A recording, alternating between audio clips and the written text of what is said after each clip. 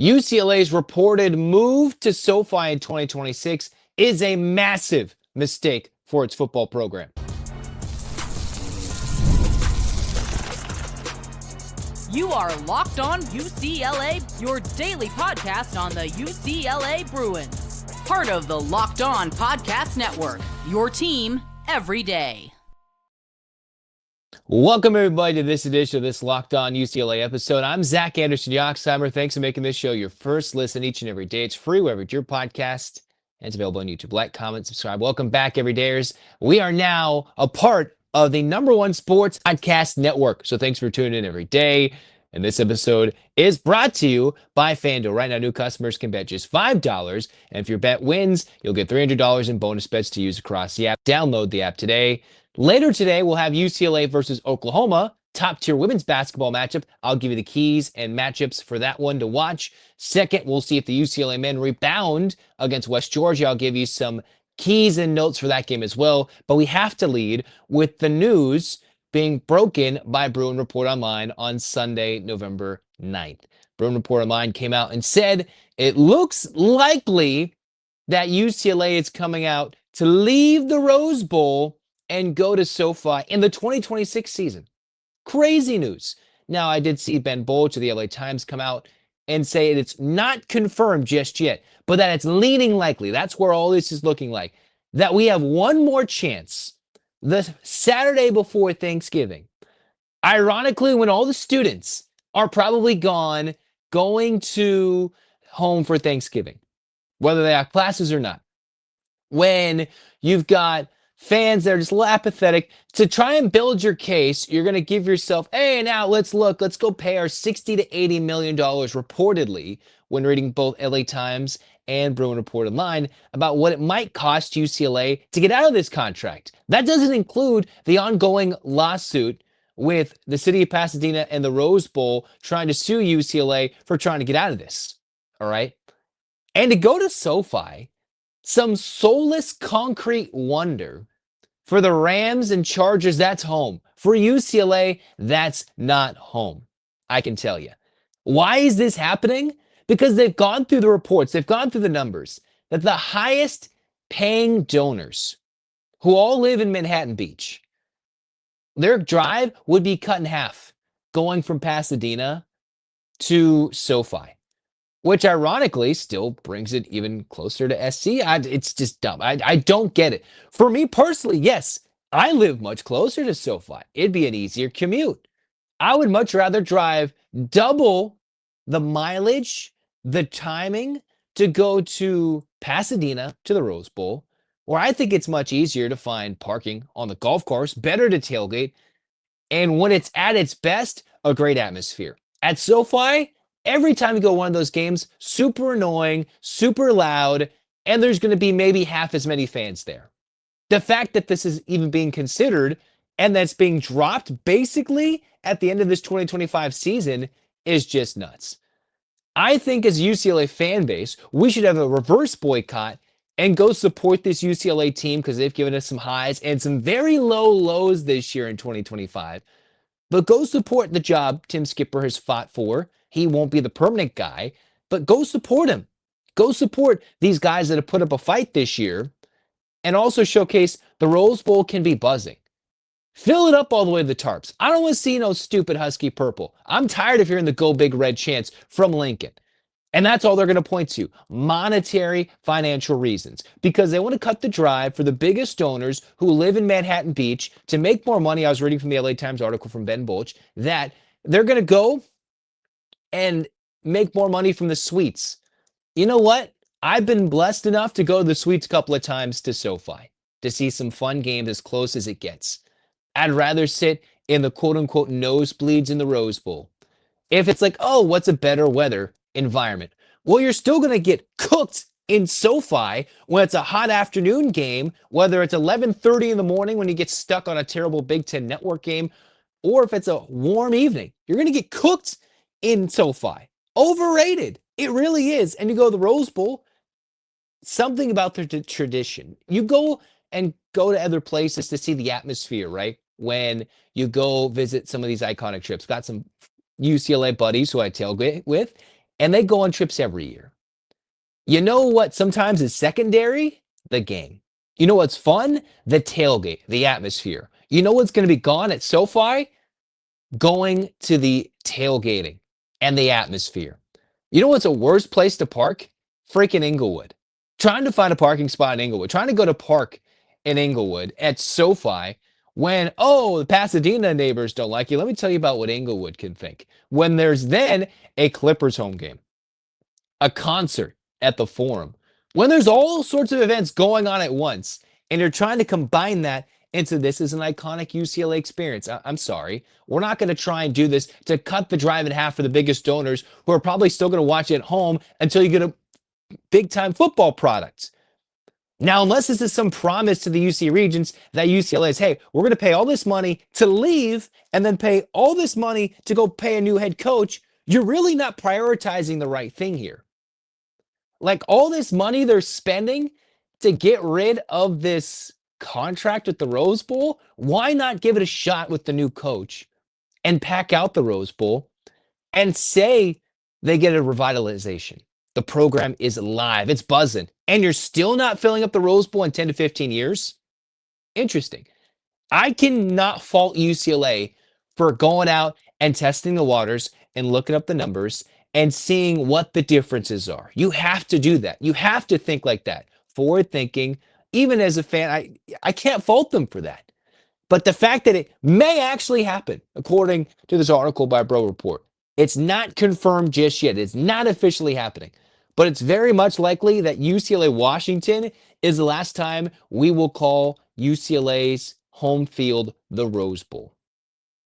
I talked about one of the greatest decisions. One of the first podcasts I did on this show was one of the greatest decisions UCLA ever made was leaving the Coliseum and calling the Rose Bowl home, which oversaw some of the greatest successes as a UCLA program. Certainly some lows, and we're hitting that right now because nobody's going.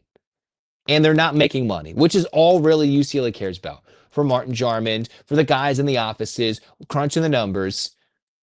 Well, go crunch the numbers and get a good head coach and not spend for a cheap one. Go support him. Go find a way to maneuver NIL deals in the right ways, legal ways. Go recruit and say, hey, we can pack this stadium out. It's been proven. Now let's go build it here. Now, I think a better answer than SoFi is build a stadium. It's not happening. They're not building an on-campus stadium. They're not tearing down Drake. They can look into it. They can go spend their $1 billion or whatever to do it. It's not going to happen because they're all going to say no in the rich neighborhoods over there. So just moving closer to your rich neighborhoods in SoCal, in Manhattan Beach, where your satellite secondary campus of UCLA is in PV, doesn't really matter, doesn't count. It's a terrible idea. Spent 5 to 6 hours tailgating at the Rose Bowl on Saturday prior to the Nebraska game. Just sitting there as a nice, pleasant November evening. And you know what's going to be lost? When there's limited shade, it's all concrete, you're in Inglewood, and you're paying triple the price for parking lot. That absolutely sucks. Trying to get out of there sucks. Trying to get in there sucks. Everything about SoFi, in my mind, sucks. Rose Bowl, we talk about, yes, upgraded technology, cool scoreboard. Yeah, what's it going to matter with the scoreboard, how cool it is if nobody's there? We just have to show up, but also have to be proven that there will be something we're cheering for. And the Rose Bowl is a college football icon. Everybody you see on New Year's Day, we should make the Rose Bowl the college football championship game side every year. Yes. Now go look at those other programs that play at soulless doldrums, all right? Now one of the coolest new stadiums, you've got the Raiders Stadium in Vegas, Allegiant Stadium, all right? Opened the same year as SoFi during COVID in 2020. You think UNLV is popping out there? Now they got a nice setup. They have their own locker room. It's air conditioned. It's not outdoors, which can be tough with Vegas in those early parts of the season. So I think UNLV loves it, but it's not like it's its own iconic brand. Nobody's traveling to Vegas to go see UNLV football on the road in Allegiant necessarily. They might travel to Los Angeles and make their way over to Pasadena to see the Rose Bowl, but to SoFi? No, that's what all the road NFL fans do, to go see their favorite iconic franchises for cheap, because the Rams fans and the Chargers fans are outnumbered every single time they play at home, generally. So why are we going to do that with UCLA? Why go throw another blue and gold team in that stadium to get outnumbered by visiting fans when there is a connection to the Rose Bowl. I've grown up going there. That's all I know. Making that walk down, going to tailgate, running around the golf course, to rip that away, to be like, ah, man. And until they can pay somebody, until they can figure it out on how to make something happen on campus, leaving should not be an option. Leaving the Rose Bowl should not even be an option that they click that it's happening. But it looks like it is. And it's a sad day that they're losing this as something. Many UCLA fans, students, alumni, non-students, longtime UCLA football fans who grew up as UCLA football fans, we should all be up in arms with this, that this is actually happening, that they're getting sued because of it. They're going to spend all this money just to leave. And it's like, dude, what are we really doing? Why are we doing this? It's a pathetic response. Oh, let's make some money and nobody's coming. Well, yeah, you put tarps on it. You're making this not even watchable. You don't fire Chip Kelly and then you hire someone even worse at this point. It's just like, what are we doing? What are we doing? It's outrageous. You can weigh the options, I get it. But the fact that it's happening, no. Ridiculous. Speaking of ridiculous, though, you have UCLA men's basketball getting ready to play West Georgia. Should be a cupcake. I think it'll be another close one for the first half, which is not what we want to hear. The holiday season is right around the corner, and that means it's time to get your home ready. Whether you need more seating for guests, the cozy new items, or fun serveware for holiday hosting, Wayfair's Black Friday sale is here to help you make your space shine. And the best part, you don't have to wait. Wayfair's Black Friday deals are happening all month long, up to 70% off everything from sofas to spatulas. And hey, maybe you're hosting Thanksgiving or you're going to host fans over to watch UCLA play a big-time road rivalry game. The next day after Black Friday, hey, think about it. UCLA plays USC, or they're going to host Washington. You want to watch it from home, or you want to watch all these things. Go get your stuff from Wayfair. And if you ever hosted family for the holidays, you know how much a difference that those new touches can make. Wayfair makes that easy. Don't miss out on early Black Friday deals. Head to wayfair.com now to shop Wayfair's Black Friday sale for up to 70% off. That's WAYFAIR.com. Wayfair.com. Sale ends December 7th.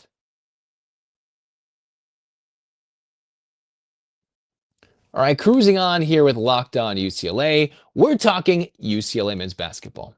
The Bruins take on West Georgia. UCLA's 2-0, and this is supposedly their last cupcake with little sprinkles on top with some frosting that they get before the big 5-course battle when they take on Arizona in their 4th game. The true test where a year ago, UCLA fell to New Mexico in a smaller test. Now they're taking on a West Georgia team in their 2nd year in Division I in all sports. All right. You're like, how many directional schools can UCLA play? Well, West Georgia is another.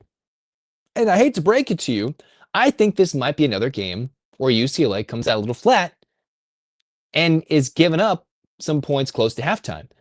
West Georgia is 1-1. In their first game, they took on fellow Big Ten foe Nebraska in the season opener.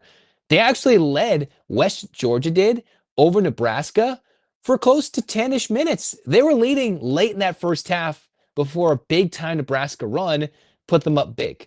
The score against Nebraska at the half was a 5-point spread between the Huskers and the Wolves of West Georgia, 30-25. A game where West Georgia led by 6 points. Nebraska ended up winning by 33, but it was about a 26-4 run the last 3 or so minutes of the first half, first 5 or 10 minutes of the second half. That really put West Georgia in. All right, and that's a team that plays in the A-Sun, trying to build, and their history is kind of interesting. For West Georgia, they won their only national championship in the sport of men's basketball in 1974, which ironically was the only year UCLA men's basketball did not win during their dominant run with John Wooden. Their head coach also was an assistant who was on the St. Bonaventure staff that beat UCLA in the first 4.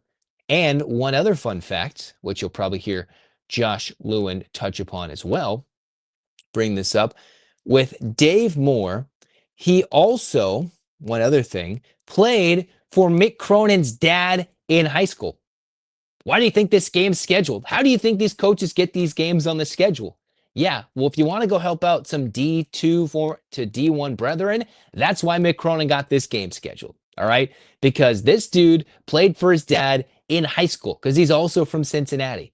So there's going to be some little battling here. Now, West Georgia does have some guys going against former teammates from other schools. That's where the transfer portal comes in, like Chaz Lulis, and you're going to have Josh Smith. Those are guys who are still key members of this West Georgia team, but the one that stands out above the rest is Shelton Williams-Dryden, a 6'6 senior, a one-time JUCO All-American, won a D2 JUCO National Championship, NJCAA National Championship with Milwaukee Area Tech, where in his JUCO days, had 1 year we averaged 15-9, another year we averaged almost 20-10, and then last year was West Georgia's leader in scoring, field goal percentage, rebounds, steals, and minutes played.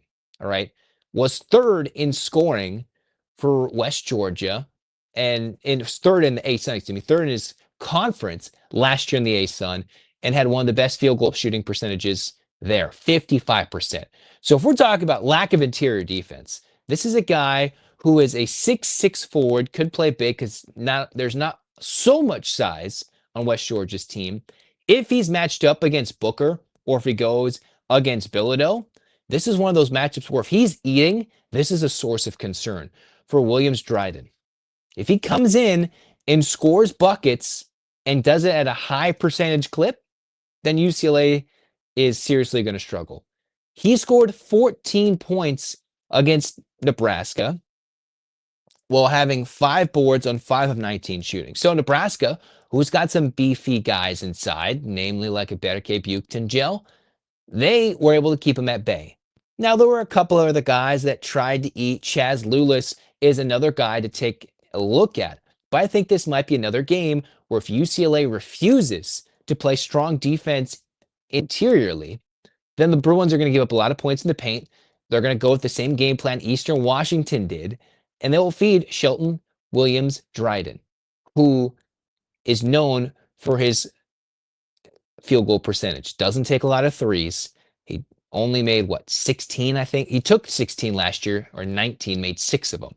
So if you hear the name Shelton Williams-Dryden, and he's got 20 points, and he's done it on better than 50% shooting, UCLA is doing something wrong. They have not grown from game 1 to 2 to 3, from Eastern Washington to Pepperdine to West Georgia against some JUCO All-Americans. There are some dudes on this West Georgia team.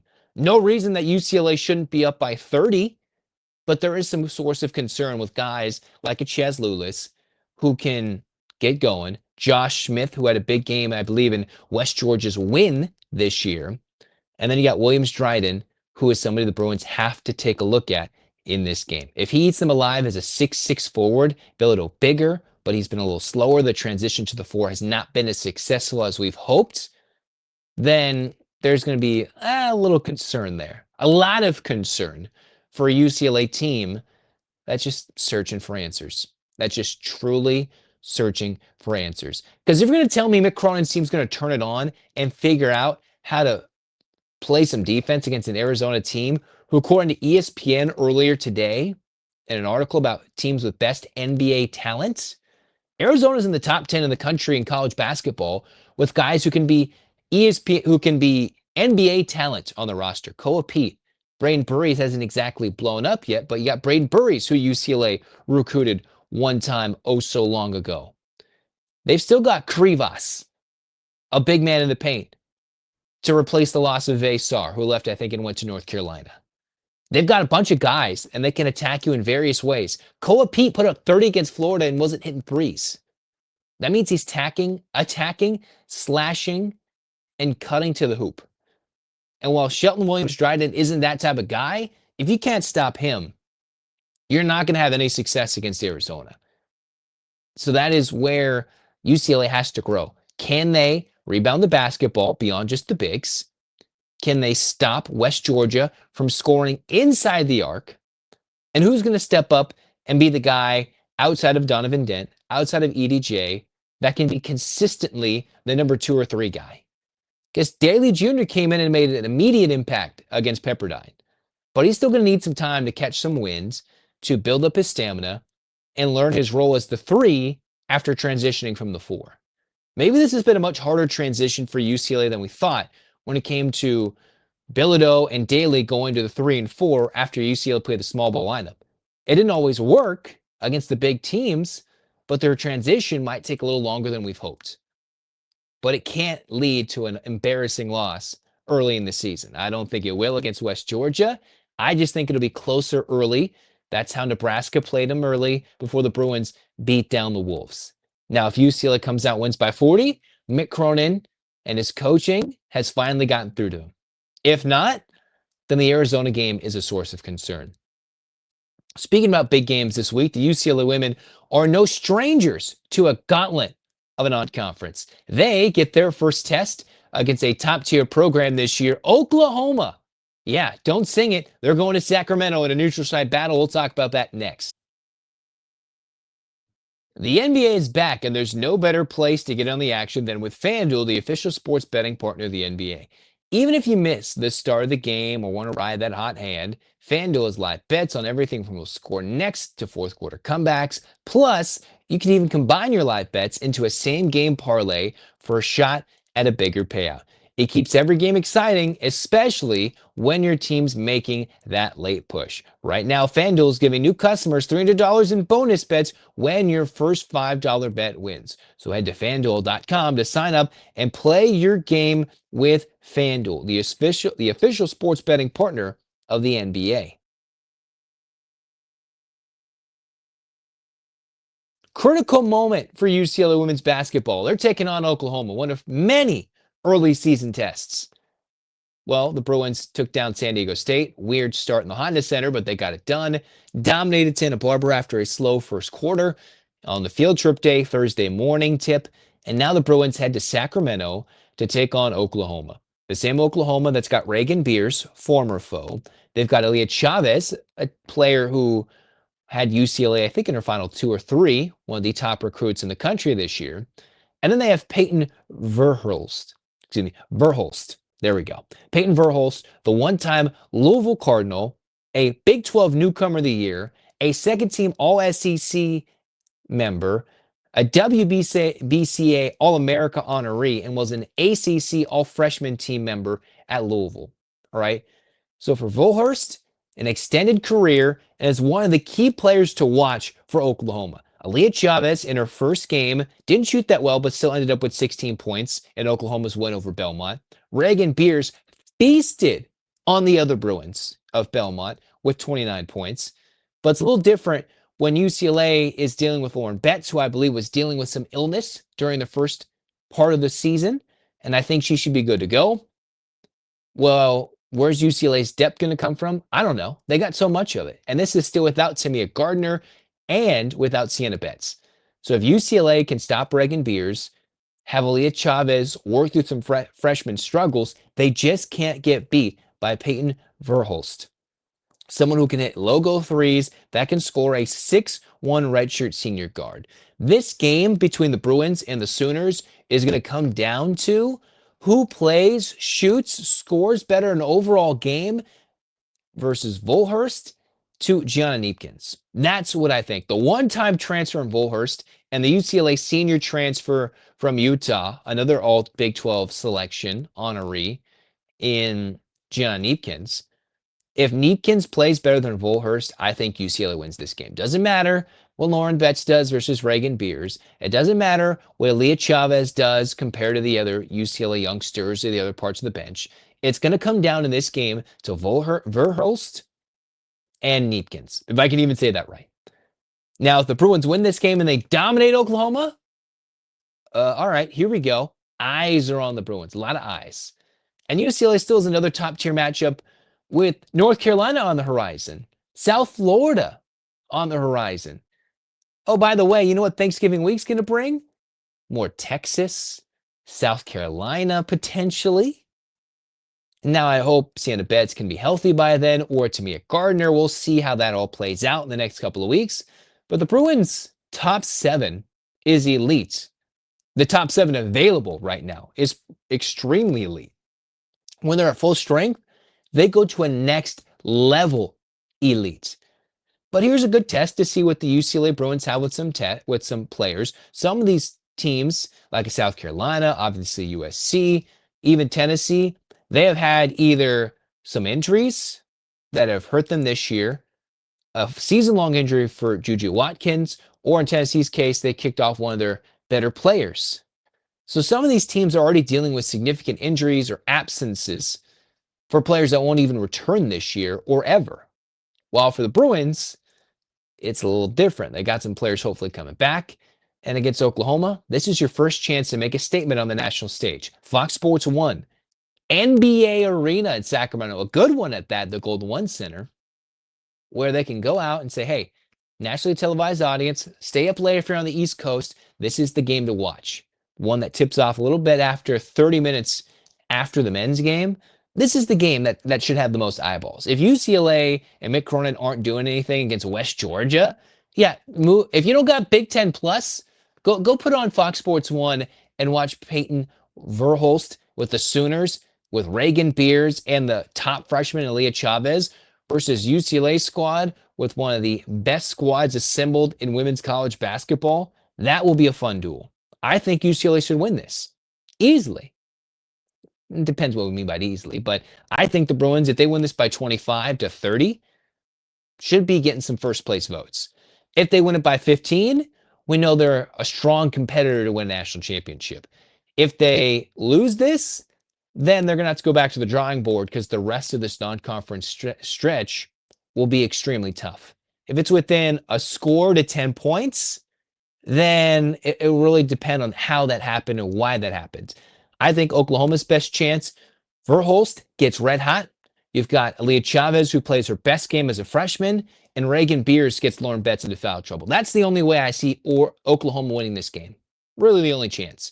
It is a neutral site, but for the Bruins, it's a hop, skip, and a jump up to Sacramento. For Oklahoma, they go all the way across, and they fly back. And Oklahoma's only played one game. UCLA has played 2. And this will be UCLA's 3rd different arena they've played in here in California. NorCal, Orange County, and in Westwood at Pauley Pavilion. So the Bruins will have known what it's like to play at an NBA arena, generally what they'll play in the NCAA tournament, travel but not have to go too far, and should be rested but prepared. While Oklahoma could still be working out the rust one game in to the regular season. So I think the Bruins win this by 10-15. If they don't, either super dominant or it's a lot closer, we will talk about it for sure on this show. First big test for Corey Close of the Bruins, and I can't wait to see what UCLA can do overall. Verhulst versus Gianna Kneepkens. That's what will decide this. Until then, hands up Bruins fans, 8 clap time, baby. We're going to talk UCLA football. The Rose Bowl is gone forever. Make sure to get your tickets and let's go pop out. Let's go sell it out, UCLA Washington, and prove to everybody that they should stay at the Rose Bowl. And hey, UCLA men's basketball's got a huge matchup with Arizona. You're going to want to get your keys, tips, and notes on that one here in this show later. And 1, 2, 3, 4, 5, 6, 7, 8, UCLA. UCLA, fight, fight, fight. This has been Locked on UCLA. Zach signing off. Go Bruins.